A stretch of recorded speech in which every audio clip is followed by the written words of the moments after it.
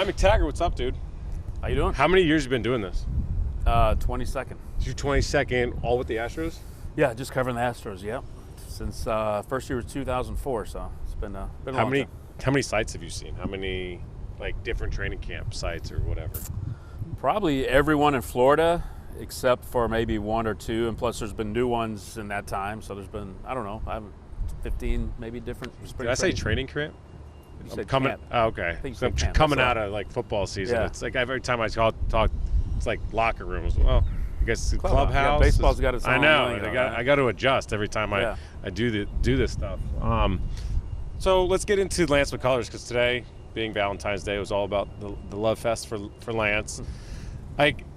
I want this dude to succeed so badly because he puts so much in, and it's not, I say this to fans all the time because they get on him. It's not like he's out there horsing around, surfing and getting hurt and not being smart. It's just things he can't really control while he's trying to come back. What do you think happens with him this year? Yeah, I think you're right. I mean, I think the fact he's not pitching in big league games, people are like he's not working, but he's obviously putting in the work behind the scenes. If you talk to any of his teammates, they'll tell you that, and Lance will tell you that himself, like he just did today. But barring a setback, it just seems to me he's on a trajectory to be in the rotation and help this team in the first half of the season. So the fact that he could face hitters in a couple of weeks and get into games down here by the end of March is a really, really good sign for him. And he'll have to start on rehab at AAA, but that's a 30-day window. That's the most you can be at AAA if you're a pitcher on rehab. So he could be in the big leagues by May and helping this team.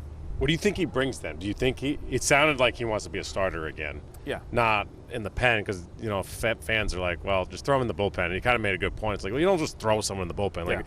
It's something to be, it's a different piece of art, if you will, and that it's not easy to do. Yeah, and you're pitching 3 or 4 times a week, and you're warming up, more than that. So probably not ideal for him. I'm going to say for him, it's probably even worse. Yeah, to even be worse. In the bullpen. But, yeah, I mean, if you look at his track record when he's been healthy, he's been really, really good. And he came back in 22 at the end of the year and made, I think, 8 starts and was really effective, and then had 2 good starts in the playoffs. Not a great start in the World Series, but when he's healthy and on the mound, he's really good. And he could be a guy they slot in their rotation that you feel good about. But he's just had injury after injury. This was a major one. He said when he went into surgery in June 23, they had to flexor tendon repair. Yeah, it was supposed to be 12 months, and then it was well, actually, it was really bad, a year and a half. Yeah, 15 to 18 months. Put it this way to all the fans that rip on him. He went in to get surgery, woke up, and got bad news. That's kind of what he's been dealing with. He didn't even do anything. He was knocked out unconscious for X amount of hours. Yeah, he had no idea when he woke up they were going to tell him you're going to be out a year and a half. So, but it does seem like there's a light at the end of the tunnel for him, which is good because he wants to be out there earning his money. I mean, I think who wouldn't. So it looks like he might get a shot here in the next couple of months. And rehab sucks. This lifestyle that he's got going on of not being able to go out there and do what he loves and having to rehab for years is miserable. I promise to all the fans, he wants to be out there. It's a much better life. Let's move on though. Alex Bregman situation. Were you surprised? Where do you stand, having known a lot inside baseball? Well, not surprised. He ended up with the Red Sox. I think the Fenway's a park built for his swing, just sort of like Minute Maid was. Detroit seemed like it would be probably a tougher park for him, offensively, but going to a really good team and a place where I think he could really contribute. Not surprised he ended up with the Red Sox. I'm surprised he's getting $40 million a year. So he did really well. I know he wanted a 6 or 7 year deal, and the Astros offered and Detroit offered, but it wasn't there. But I think he did really well, getting 40 over 3 years with opt-outs. I mean, he's in control of his fate here the next couple of years. It would just be hard to imagine after next year him opting out and being able to get more than $40 million somewhere else, unless he just doesn't like anything going on in Boston. You want to go sunglasses with me? Or I didn't bring them. yours? No, I should have. And you got cool looking ones too. Do you think if you gave him truth serum that he would be happy the way this played out?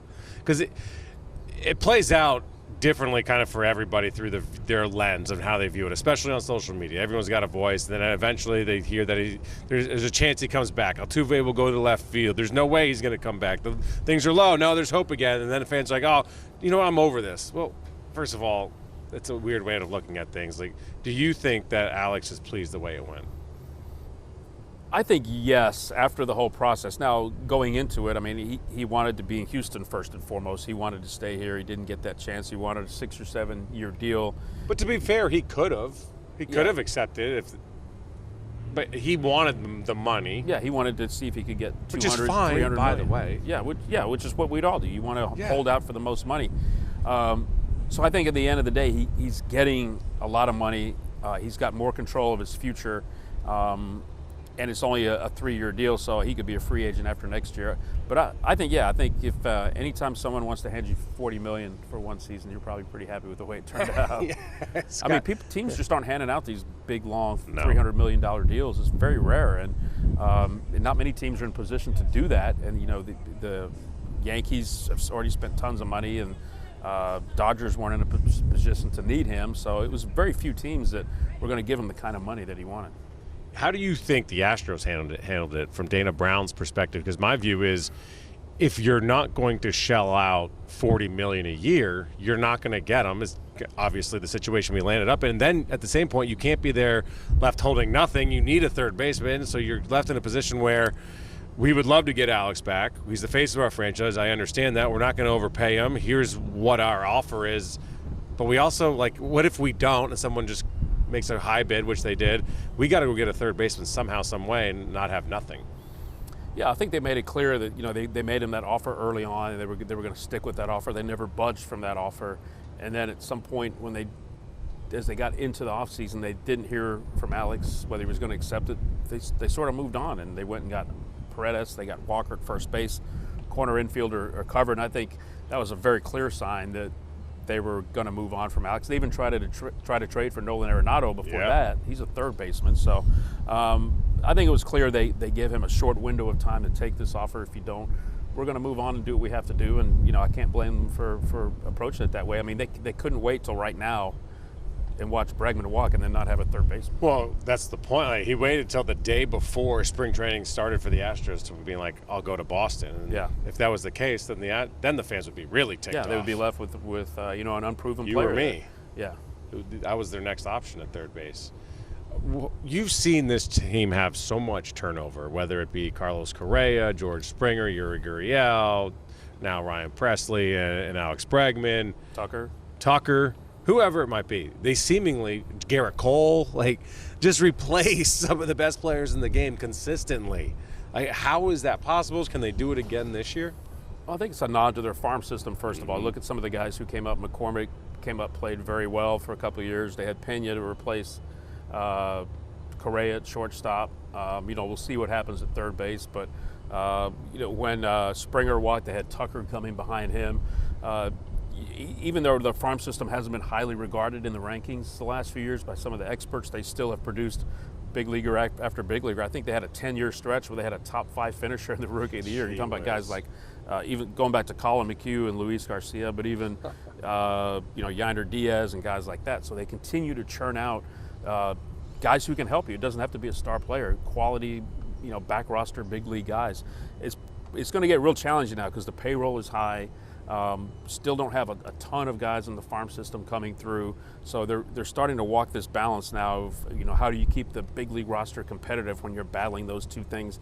Next year will be a little easier because a lot of money comes off the books. They'll be able to hit some free agents, and I think now that Dana has a couple of drafts under his belt, some of those guys are going to go up the chart as far as prospects, so they'll be where they want to be. But this could be a transition year or two, I think, for them in terms of the roster.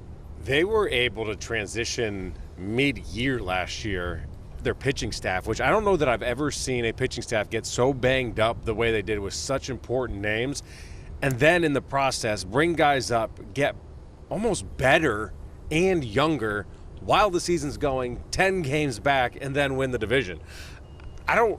There's no way that was intentional. They kind of got a little bit lucky, but you obviously set yourself up to be able to get lucky when you know what you're doing. But what they did last year I thought was crazy with Hunter Brown and Spencer Arrighetti, Ronel Blanco. Dana Brown kind of made that happen on TV. He was like, he had a fast inning. I remember what happened was he had a good spring training, quick inning, and Dana Brown was like, he looks like he could be a starter. Went down, talked to some people, and then now all of a sudden Ronel Blanco was a starter, throws a no-hitter, and he saved their season at a point so it didn't get out of reach. Yeah, he was there. I think I think he was voted as their pitcher of the year last year, Yeah. which says a lot. But yeah, him doing what he was doing was huge. Hunter Brown turning his season around just in time before you start to wonder, what are they going to do with this guy from, May 5th on? He was one of the best starters in the big leagues. But just to pause there, I was just talking to him in the clubhouse about that. I mean, he went from bottom 5 starters in the league to top 4 starters in the league within a start, and he credited it with his 2-seamer. But to do that in that moment for this team it's so typical of the Astros for that to happen. Yeah, and adjustments like that normally take time, but credit to him for sticking with it and not getting too frustrated and finding it. And I mean, Arrighetti was in the big leagues before probably he needed to be, but if you look at his numbers, he pitched much better in the second half than the first half. So here's another guy who, on the job training and did a great job. They used 12 starting pitchers last year. If you look at their starting pitching depth now, I don't think you could identify probably 10 guys who could start games. So that's probably a big area of concern for this year's team. I think you go 1 through 5, pretty good rotation, but after that, you need those depth guys, and I don't think they have them. But maybe they happen. Maybe Colton Gordon's that guy, or Ryan Gusto, because last year we didn't think that Arrighetti would end up making 28 starts, and he did. In that realm, do you count on Lance and Luis coming back, or are you sitting there saying it's house money? Like, if I hit this, I'm making a great hit on a parlay, but I'm not counting on it. Yeah, I think with both those guys having setbacks, you can't count on it. I mean, Lance seems like he's getting closer, but still, it's with his injury history, you kind of have to just wait and see what happens. In Javier too, after the All-Star break, coming off the Tommy John. So if all 3 of these guys come back, you're in a really good position. You can also go out at the trade deadline and get a rental starter, maybe like they did last year with Kikuchi. So if they can just bear the brunt of this the first couple of months till they start getting more starting pitchers healthy, I think they'll be in pretty good shape pitching-wise. I'm just going to ask this open-endedly. What do you think of the outfield? It's not where it was a few years ago. I mean, it seemed like 2 or 3 years ago they had tons of extra outfielders. You're trying to wonder who's going to play where. Losing Tucker creates a huge hole in the outfield. I mean, let's be honest, he's a Gold Glove right fielder, also one of the top 10 offensive players in the league. They want Jordan to play more designated hitter. Now you're losing outfield production there. So there's no doubt it's a weakness on this team. We'll see how they handle left field. We're going to see several guys over there. DeCenzo, Dubon will probably play some left field. Say it. Jose Altuve left field. We'll see. I can't wait till he gets down here and we see him on the backfield and left field, because I think it's happening. And if he doesn't look good, then maybe they scrap it, because Dana said the other day they're not fully committed to it. But it's maybe they give it a shot. But they're going to have to get more from Myers on offense. They're going to have to get Chaz to go back to his 2023 form when he was really good. So no doubt there are tons of questions about the outfield. So when you say I think it's happening in regards to Jose in left field, you think it's happening that he will play a major league game in left field, or that they're going to give this thing a whirl and see what happens? I think they'll give it a whirl and they'll see how it is in games. But I think we'll see him here in Grapefruit League games in left field. If he doesn't look good, then you don't do it in the regular season. I mean, he's going to have to get a lot of reps out there for them to feel comfortable. For the fans that hate that idea, here's what I would say is, to stop putting yourself in a box that a second baseman, arguably the greatest second baseman to play the game, maybe not defensively at this point, obviously, and that's probably part of the reason why they want to explore this, is to give themselves some flexibility. But to think that a guy that's going to be a Hall of Famer can't play left field is crazy, and it's insane. It's not like going from left tackle to quarterback. I mean, he still has the capability to read a fly ball. Maybe it doesn't work out, but I don't think it's as far-fetched as some people think. It's crazy. I don't think it is. Yeah, and especially at home at Minute Maid, left field's a little smaller. I did talk to Craig Biggio about this. He made the move from second to center and then went to left after they acquired Carlos Beltran, and he said left was harder than center just because of the way the ball spins and the way it comes off the bat. But he thought that Jose was athletic enough to do it, and we've seen him how many times going to the outfield make these catches over his shoulder. I think he's athletic enough to do it. Yeah. But I think one of the reasons they're doing it is his range at second's not as great anymore, and they now have a Gold Glove player at first base who can cover a lot of ground. So maybe they feel a lot better about the right side of the defense infield because they have a Gold Glove at first base. You know what? Let's move Jose to left, and then we can put somebody else at second, and we have coverage at short where you have a Gold Glover at short too. You got 2 Gold Glovers on each side. How do you feel about Joe Espada in his second year as manager? Did you see him grow and learn a bunch throughout his first season? Or do you see anything different this year, this time of year, compared to last year? Yeah, I mean, I think he did a great job last year. I mean, getting off to that terrible start with a 7-19, and people are ready to bury the Astros. Boy, they want him out.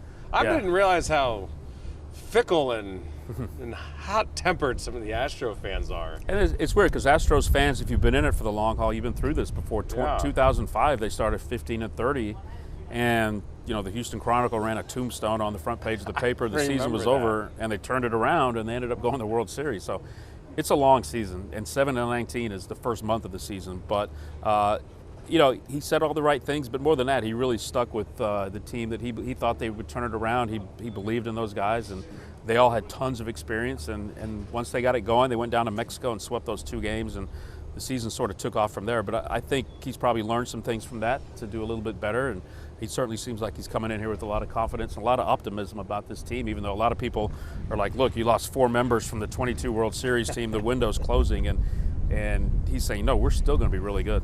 I mean, it's what the Astros do. It's like you lose guys, you reload, not relaunch or whatever. Yeah, I would never count them out until you count them out, until they get especially after last year. Yeah. I mean, you had legitimate reason at points to count them out. Now the Rock or the who was it that was it the Rockies that they were chasing? Who was no the Mariners? The Mariners, sorry, West Coast. The Mariners helped them obviously when they tumbled, and then the Astros started playing some of the best baseball in all of baseball for like 3 or 4 straight months, record-wise. If you're watching anyone out here in camp, who's a name we don't know that you're intrigued by? Is there anybody? Well, I think the player I'm most anxious about seeing on the field is Cam Smith, who they got from the Cubs in the Tucker trade. Yeah, Dana said he was an aircraft carrier. When I first saw him, I was like, wow, this is a well-built, athletic kid. Going to play some third base, maybe some right field, but he put up huge numbers in the minor leagues for the Cubs last year. Is now the Astros' top prospect. So Dana likes to move his prospects really quickly. So it would not shock me that if he has a strong camp, he sets himself up to being in the big leagues, helping this team this year. So where would he play? Because they said he's going to play third base, but he could play third, and they could put Paredes at second. If Altuve's in left. And then? But Astros like to have versatility. I mean, they like these guys to play lots of different positions. So, hey, if Cam Smith is raking, they will figure out a way to get him in the lineup. And that's the thing. It's a great problem to have, is that you've got a young player that's awesome. Let's move some pieces around and make this thing work. Yeah, I'm sure he's athletic enough, too, to play right field if he has to. I mean, he can get better out there, too. So, good problem to have, but I'm really excited to watch him and see what he brings to the table. You ready to make a prediction for this team yet? Not yet. I mean, I say that, but I do think they'll contend for the division title. I think it's a 3-team race. I mean, I think the Rangers are going to come back up a little bit. I mean, they had a lot of guys underperform, had a lot of injuries. The Mariners didn't do a lot in the offseason, but they still have that pitching staff that's the best in baseball, so that's going to keep them in every game, especially at home in that park. So I think like last year, it's going to be a 3-team race. Comes down to health, comes down to the trade deadline, where you're at, who you add. Astros did really well last year. Kikuchi helped them win the division. But if they suffer a major injury to one of their pitchers, that'll really put them behind the 8 ball. But all the teams are in that boat as well. You got to stay healthy. I mean, to that Kikuchi point, what an ad that was by Dana. Yeah. I did not think he was going to be that good. I thought knowing the Astros and the way that they work with pitchers, they saw something that they could possibly fix, and he would be better than he was at the tail end of Toronto, because he was good at Toronto at one point, but he was phenomenal for this ball club. Yeah, and we've seen that so many times with the Astros over the year, even going back to Charlie Morton, and when he came here, he was at the end of his career, and they signed him, and look what he did, and on and on. Garrett Cole, on and on and on. The guy, even Verlander's remade himself a little bit here. So, I mean, they do really well with those guys if they just tinker their pitch uses, their arsenal here or there, get a little bit more out of them. And Kikuchi was terrific over the last 11 starts. They said they're going to retire Billy's number. Do you see anybody else who's going to get retired next, number-wise? Well, when they started the Astros Hall of Fame in 2019, their bylaws said that they were no longer There are. I had them in my hand last week. One of the reasons I started the Hall of Fame is to honor play. They felt there were too many retired numbers. The ultimate honor for an Astros player will be going into the Astros Hall of Fame. Retired numbers are now saved for players who are in the National Baseball Hall of Fame. So who's going to be next? I think it's going to be the guy who might play left field here. Yeah, Hosey, the Astros' great left fielder. Yeah, I love that Joe calls him Hosey, by the way. Hosey, yeah. All the time. I mean, Astros have 10 retired numbers, which for a 60-year-old franchise is a lot. Getting a little frivolous with some of those numbers. So they've tightened. There's new rules now, so you have to go to the National Baseball Hall of Fame and made a significant contribution to the Astros to get your number retired. Billy Wagner certainly applies to that. It's federal law. We got like 4 minutes left. That if you're on the show, we have to talk about your Cougs. There you go. I like that. How do you feel about the boys? I feel basketball, of course. It's sort of like the Astros. Like they need to stay healthy. I mean, they knocked out of the tournament the last couple of years because they had key players injured. But look at their 4 losses: 3 in overtime. 2 of them are to the teams that are 1 and 2 in the country that are in the SEC. They're about to play each other. So I think they can beat anybody. I think they've gotten better. Milo Suzan, the point guard, is way better than he was in November when they lost to those teams. So if they can just stay healthy, keep Sharp healthy, I think they'll go into March as a team nobody wants to face. That's how Houston. It's kind of how March Madness works in general. Like, there's 5, maybe 6 teams that have a chance of winning it all. But if you can't stay healthy and you roll your ankle like Jamal did against who was it? Duke. Was it against Duke? Yeah. Because they were better than Duke. They beat. Wait, did they beat Duke? No, they lost to Duke. They beat A&M and lost to Duke. But who'd they beat first? Golly, that all runs together. Well, they beat A&M in the tournament, then lost to Duke in the Sweet 16. But who was their first win then? Because they had 2 wins. Yeah, it was over. I don't know. Golly, now I can't remember. Yeah, whatever. Okay. Because they would have, if they beat Duke, they would have played NC State. Is that right? They would have, in the Elite Eight, yeah. Because they were better than Duke. They were a better team. They almost than still Duke. won that game. And exactly, they had a chance to win without the best player on the court. And that Duke team was not very good. But that's the thing with March Madness is you can't control. Winning the tournament's so damn hard because you can't control like 40% of the stuff that happens. Yeah, and that middle weekend is so key. I mean, they're good enough to make it through the first 2 rounds without an upset. But you get to that Sweet 16 Elite 8 weekend. That's where the grind is. You got to be healthy, and you get to the Final Four and you deal with that. But that second weekend has really been tough for them over the Villanova game a few years ago in the Elite Eight, where they couldn't make a 3-pointer and they ended up, barely losing. That's a team that could have won the championship. So I think they're due for some good luck in March. So I'm going to pick them to win it all. How about that? They can win the title. Like, it sounds a little biased, but for sure. Like, they absolutely have as good a chance, if not a better chance, than anybody else out there. And it'll be fun to see Calvin get that win. It'd be great. He deserves it. Yeah. He's worked hard. So how do you feel about football? I like what Fritz is doing. I mean, I think they're on the rise. Tons of transfers coming in. They have a top 20 recruiting class in 26. So they have the new football center opening. So I think Willie's sort of the Kelvin Sampson hire of basketball, an older guy at the end of his career, not looking to go anywhere, but is a great coach and wants to establish a program and win. And I think it starts with the quarterback. They finally got a really good quarterback, I think, from A&M with the guy they got, Connor Wigman. Yeah. You're a reasonable man. We have like a minute left. How do you feel about the Big 12 tournament for Houston? Do you care at all? Like, sit everybody, don't give a damn, or you want to go out there and win it all? I'd like to see them win it. It's not the goal. No, it's not. I mean, last year they went to the final, lost to Iowa State, still got a number 1 seed, so the loss didn't matter at the end of the day. But yeah, like Jawan was dealing with ankle injuries. I don't know if that had helped to keep playing. I thought it was the wrong decision. Well, a couple of years ago they sat out. They went to the final of the American tournament and they sat out Sasser, and they got rolled by Memphis. They still get the number 1 seed. That's what matters. Is so yeah. I mean, I'd like to see them do well, but certainly you don't bet the house and everything on trying to win that Big 12 tournament. It's really hard because you play in Kansas City. Lots of Kansas fans, Iowa State fans flock down. It's really hard to win that tournament. It's spring break for Iowa State. Yeah. No matter how well anybody else travels, you will never beat that crowd for Iowa State in Kansas City that weekend. Tell everybody where to find your work. Astros.com, daily stories here from camp. If you haven't signed up for my newsletter, go to Astros.com. It'll end up in your inbox. I'm on Twitter as well at Brian McTaggart. Tags, you're the man. I appreciate you doing this, buddy. Thank you. Yeah, thank you, Will. Guys, thanks for liking, and subscribing, Kicking with Kunkel. Appreciate y'all.